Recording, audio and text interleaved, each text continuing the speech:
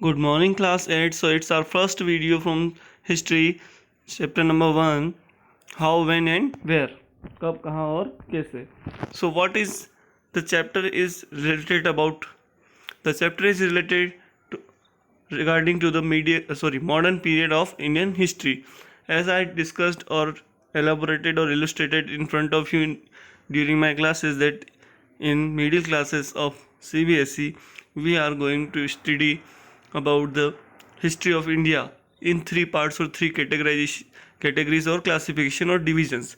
The first one which we have been discussed in class 8, that was ancient history, and the second one which we have been discussed in class 7, that was medieval history. And right now in class 8 we are going to read about the modern Indian history which is related to British Indian era. Okay, यानी अंग्रेज जब भारत में आए और उस समय से लेकर इंडिया के इंडिपेंडेंट होने तक का जो टाइम पीरियड रहा, ये जो पास्ट इवेंट्स है इनको मॉडर्न इंडियन हिस्ट्री में इंक्लूड किया जाता है. तो क्यों किया जाता है and who did this.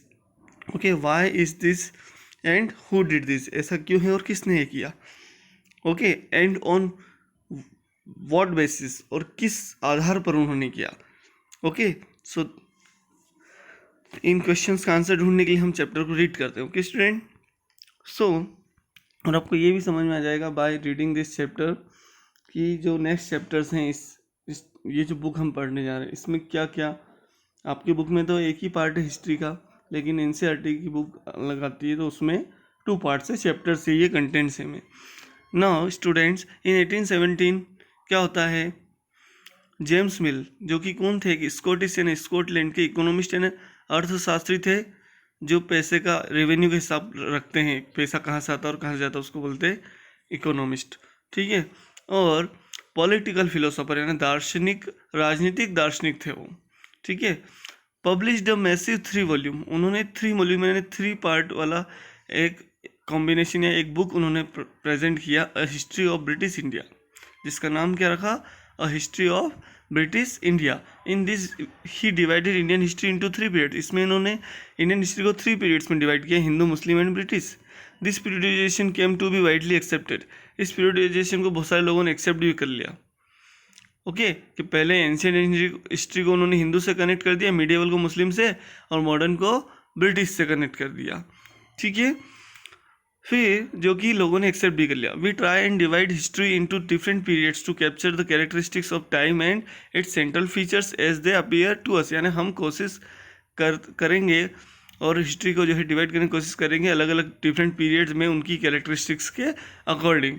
Okay, and its central features as they appear to us. Now students, moving away from British classification. British classification के अलावा अगर हम दूसरा कोई क्लासिफिकेशन देखें हिस्ट्री का, तो historians have usually divided Indian history into ancient, medieval and modern.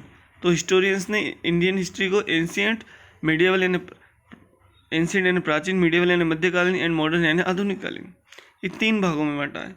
और ब्रिटिशर्स ने क्या किया, जेम्स मिल जो कि स्कॉटिश इकोनॉमिस्ट था, उन्होंने क्या किया, उन्होंने तो रिलीजन के बेस पर डिवाइड कर दिया. ओके, एंशिएंट को हिंदू, मीडिएवल को मुस्लिम एंड मॉडर्न को ब्रिटिश नाम दे दिया उन्होंने. One important source of Indian history is the official record of the British administration.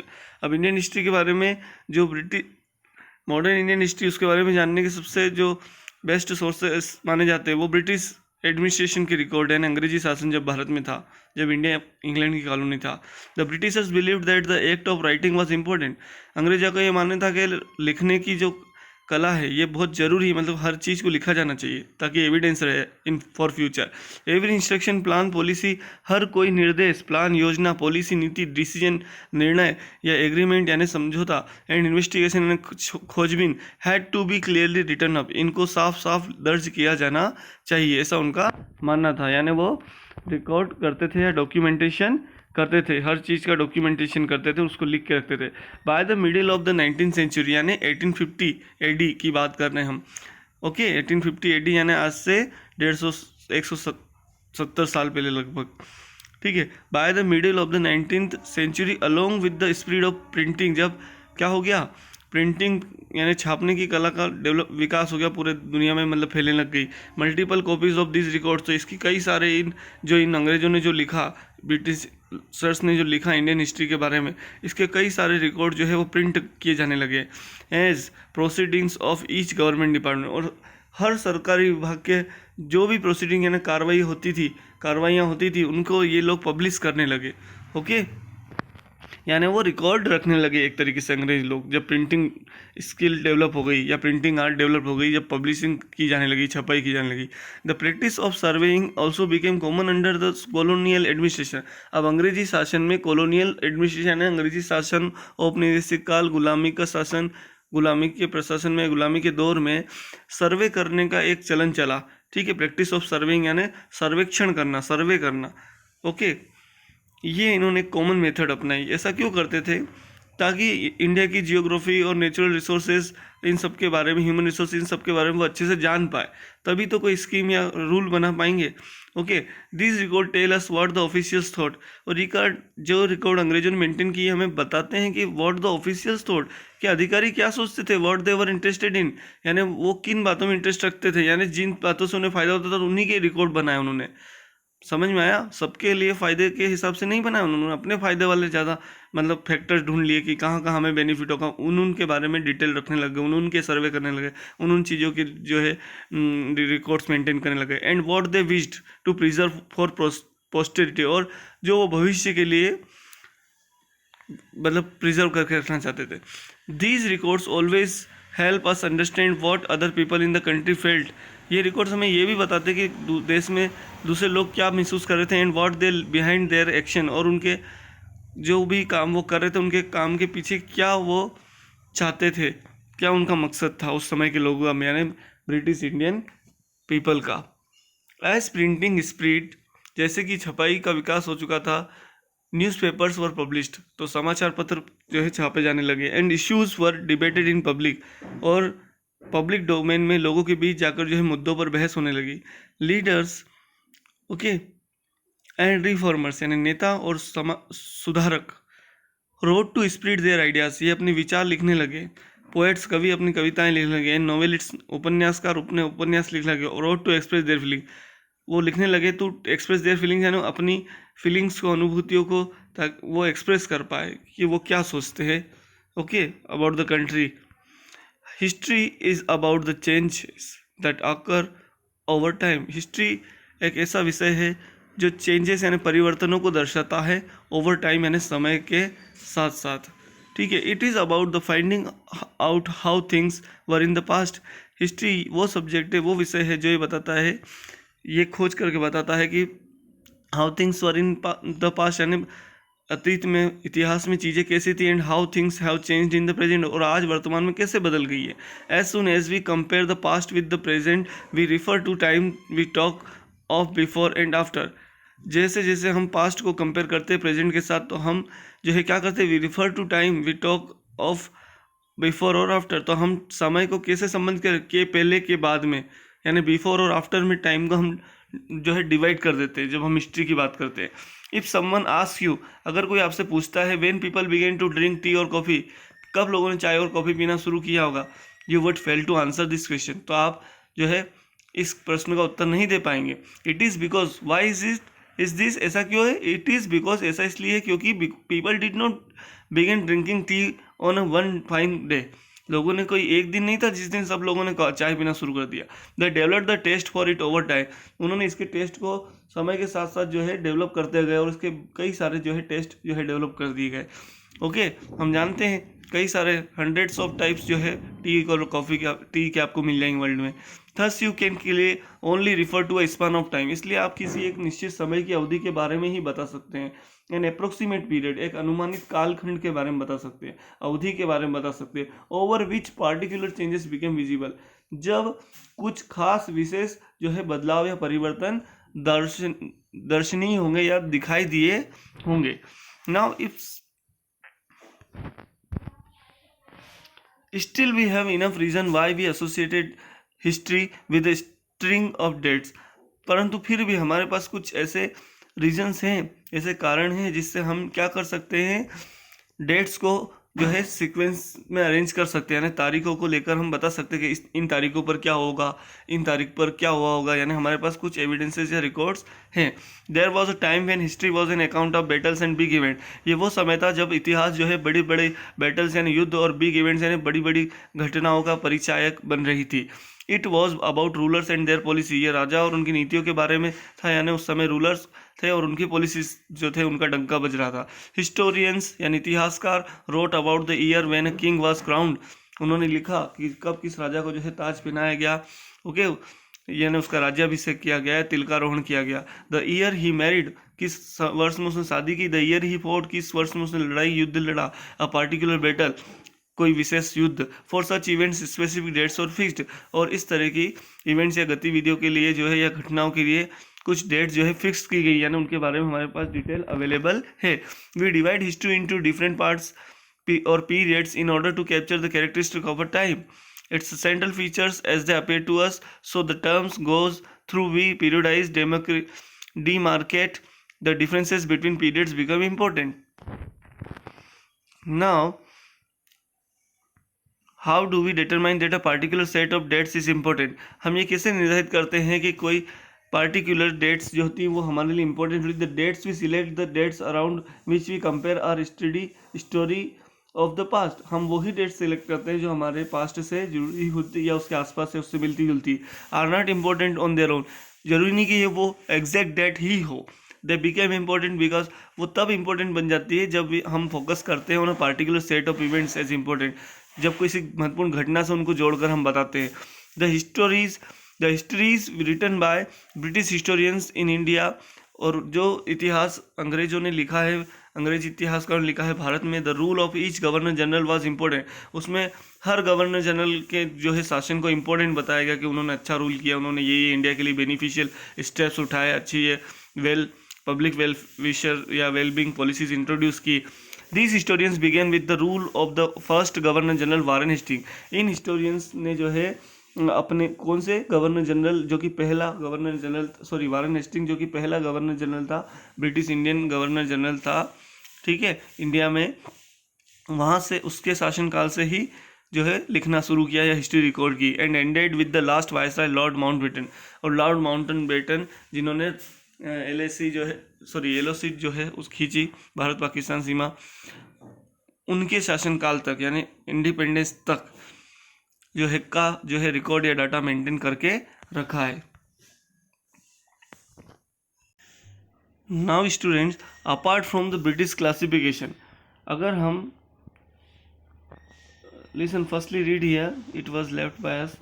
James Mill was a Scottish economist, we all know. In 1817 उसने क्या किया, उसने 3 वॉल्यूम बुक लिखा था which named a history of British India, जिसका नाम था भारत का इतिहास, okay, a history of British India.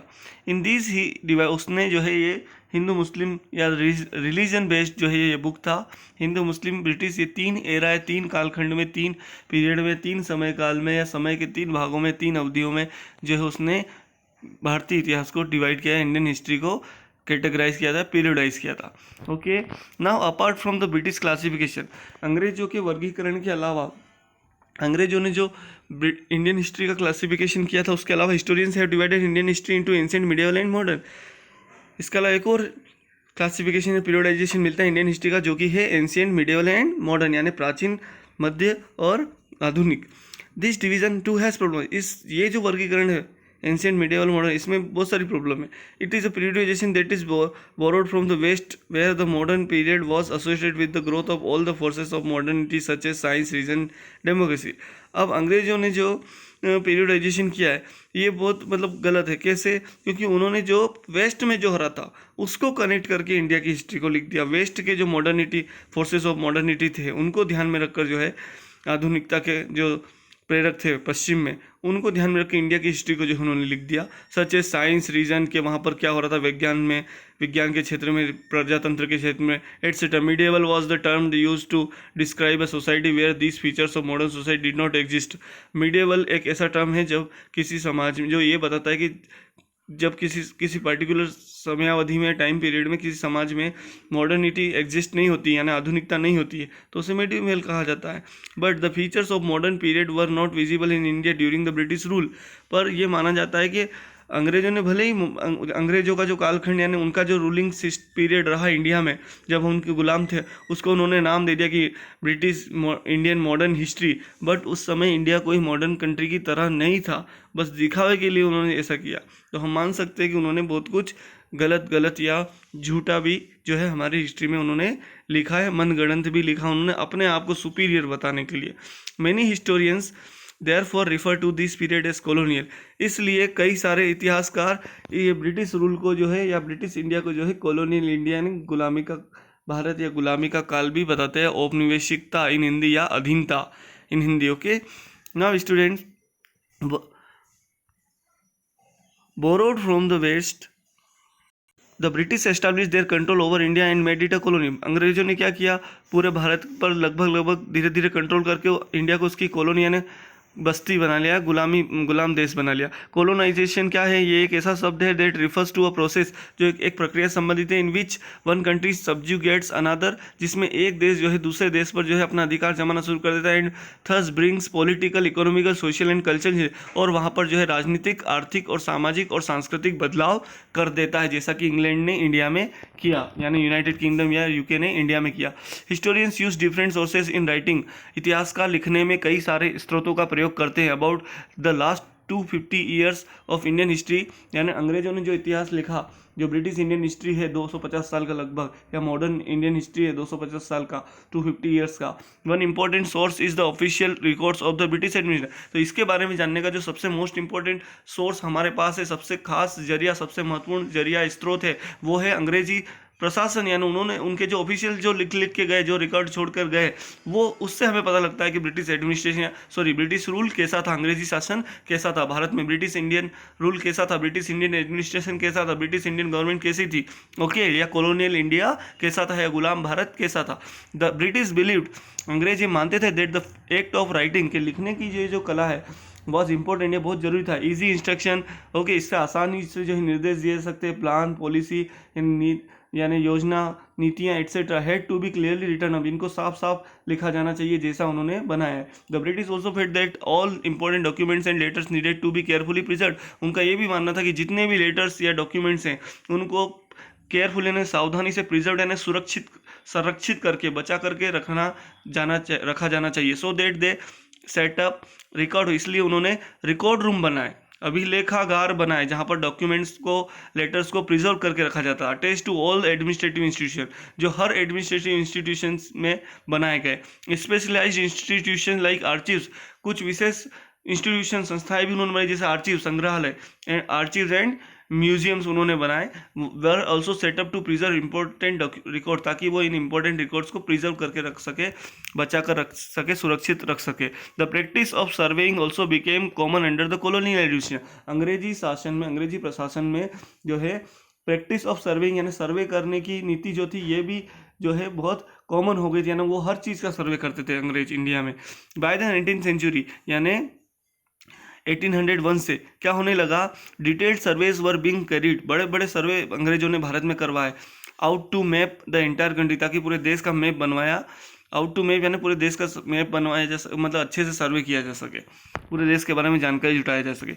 In villages revenue surveys और कंडक्टेड, गाँव में टैक्स से रिलेटेड, लगान से रिलेटेड जो है सर्वे करवाए गए। From the end of the 19th century, और जब 19th सेंचुरी का एंड हुआ यानी 1900 AD, सेंसस ऑपरेशन यानी जनगणना करवाई गई, लोगों की गिनती की गई इंडिया के, were held at the interval of every 10 years, हर 10 साल के बाद लोगों की गिनती की जाने लगी, जो आज भी की जाती है, जिसको सेंसस बोलते हैं, जनगणना। It prepared all the detailed records of the number of people in all the provinces of India, इसमें क्या करते थे वो, भारत के हर प्रांत का जो है, उस समय इंडिया प्रोविंसेस में डिवाइड था, ओके, तो हर प्रोविंस के लोगों की गिनती की जाती है कि यहाँ पर कितने जो है लोग हैं, ठीक है। नोटिंग इन्फॉर्मेशन ऑन कास्टेज, जाति के आधार पर जानकारी लिखी जाती थी, धर्म के नाम पर, और ऑक्यूपेशन काम के आधार पर जो है, काम धंधे के आधार पर वो लोगों की इन्फॉर्मेशन लिखते थे, जाति, धर्म और काम के आधार पर। All these are official record, ये सब आधिकारिक रिकॉर्ड होते थे, अधिकारियों द्वारा बनाए जाते थे। This records do not always help us understand what other people in the country felt, ये रिकॉर्ड्स हमें इस बारे में ज़्यादा हेल्प नहीं करते कि देश के दूसरे लोग क्या सोचते थे, क्योंकि ये तो अधिकारियों ने बनाई, तो अधिकारी क्या सोचते थे वो उन्होंने लिखा। Held and what lie behind their action, और जो है उन्होंने वो जो करना, लोग जो है जो कर रहे थे उसके पीछे उनका क्या मंतव्य या उद्देश्य था, ये भी हम अच्छे से इन रिकॉर्ड से नहीं पता लगा सकते। To know about these things, और अगर हम इन चीज़ों के बारे में जानना चाहते हैं, we have diaries of people, तो हमारे पास लोगों की डायरीज है जो उन्होंने पर्सनली मेंटेन की, लिखी। अकाउंट्स ऑफ पिलग्रिम्स यानी तीर्थ यात्रियों की वृत्तांत है, एंड ट्रेवलर्स यानी यात्रियों के वृत्तांत है, ऑटोबायोग्राफीज है, आत्मकथाएं ऑफ इंपॉर्टेंट पर्सनालिटीज यानी महान व्यक्तित्व या महान व्यक्तियों की, इनसे भी हमें पता लगता है। ऑल दिस सोर्सेज, ये सारे क्या है, ये ऑटोबायोग्राफीज और ये जितना भी हमने पढ़ा ये सब क्या है, ये सब सोर्सेज हैं। ओके, ऑल दिस सोर्सेज यानी वर produced by those who were related, जो लोग पढ़े लिखे थे उन लोगों ने ये सोर्सेज जो है हमारे लिए बनाए। From these we will not be able to understand how history was experienced and lived by the tribals, but फिर भी हम इनसे ये नहीं समझ सकते कि जो है आदिवासी लोग कैसे रहते होंगे, एंड द पीजेंट किसान कैसे करते होंगे, the workers in the mines, और जो लोग खदानों में काम करते थे, और the poor on the street, या गरीब लोग जो गलियों पे घूम रहते थे, सड़कों पे रहते थे, उनको जो हम अच्छे से समझ नहीं सकते। ओके, हिस्टोरियंस क्यों, क्योंकि इन लोगों को कंट्रीब्यूशन नहीं है हिस्ट्री लिखने में, मॉडर्न हिस्ट्री, ये तो अंग्रेजी अधिकारियों ने लिखी, इसलिए। हिस्टोरियंस कौन होते हैं, one who writes about the events of the past, जो अतीत की घटनाओं के बारे में लिखता है उसको हिस्टोरियंस बोलते हैं। How things were and how they change, यानी चीज़ें कैसी थी और अब वो कैसे बदल गई हैं। ओके, डिबेट, डिबेट क्या होता है, discussion on an important topic, किसी खास मुद्दे पर, इशू पर जो है चर्चा करना, जो कि पब्लिक इंटरेस्ट का होता है, सब लोगों के भले के लिए होता है, उसको बोलते हैं डिबेट। पीरियडाइजेशन मतलब होता है पॉन्डिंग एन इवेंट इनटू पीरियड्स, किसी घटना को जो है कालखंड में अलग अलग पीरियड्स में बांट देना, उसको बोलते हैं पीरियडाइजेशन। नाउ एंशिएंट यानी वेरी ओल्ड, बहुत पुराना, सबसे पुराना। कोलोनाइजेशन मीन्स क्या होता है, कोलोनाइजेशन इज अ प्रोसेस, ये एक ऐसी प्रक्रिया है इन विच ए कंट्री, ये मैंने आपको बताया, जिसमें किसी देश को जो है कोई दूसरा देश जो है कंट्रोल कर लेता है और वहाँ पर राजनीतिक, आर्थिक, सामाजिक और सांस्कृतिक बदलाव लाता है, political, economical, social and cultural changes लाता है। सब्जुगेशन मीन्स होता है गेनिंग कंट्रोल ओवर कंट्री, किसी देश के ऊपर अपना नियंत्रण ले लेना, अपने कंट्रोल में ले लेना। कैलीग्राफर कौन होता है, one who is specialist in the art of beautiful writing, जो बहुत सुंदर लेखन कला में विशेषता रखता हो, उसको कैलीग्राफर बोलते हैं। Okay, survey, the act of examining and recording the measurements features etcetera of an area, किसी पार्टिकुलर एरिया की जमीन से रिलेटेड या उसका मैप बनाना, उससे रिलेटेड प्लान बनाना, उसका सर्वे करना, उसके मेजरमेंट करना, उसका मेजरमेंट करना, उसकी रिकॉर्डिंग करना, इसको क्या बोलते हैं, it is known as survey. Now student, archives क्या होते थे, ये वो प्लेसेस होते हैं जहाँ पर historical documents of records of a government, यानी सरकार के, किसी संगठन के जो है हिस्टोरिकल डॉक्यूमेंट्स को रिकॉर्ड करके, आर्चीव करके, स्टोर करके, प्रिजर्व करके रखा जाता था। 1773 में क्या हुआ, वारेन हेस्टिंग्स इंडिया का पहला गवर्नर जनरल बना। 1782 में क्या हुआ, first map of produce by James Rennell, James Rennell ने जो है ब्रिटिश इंडिया का पहला जो है मैप बनाया 1782 में। ओके, वारेन हेस्टिंग्स के गवर्नर जनरल बनने के 10 साल बाद लगभग। फिर 1817 में क्या हुआ, जेम्स मिल ने एक बुक पब्लिश की जिसका नाम था 3 volume work a history of British India. फिर 1920 में क्या हुआ, the national archives of India became India came, यानी जो है भारत का राष्ट्रीय संग्रहालय जो है अस्तित्व में आया। ओके स्टूडेंट, तो ये इंपॉर्टेंट डेट्स है इस चैप्टर से। आई होप आपको चैप्टर समझ में आया होगा। आप भी अपनी बुक से चैप्टर रीड करना, और कोई डाउट हो तो आप मुझसे पूछ सकते हैं। Thank you.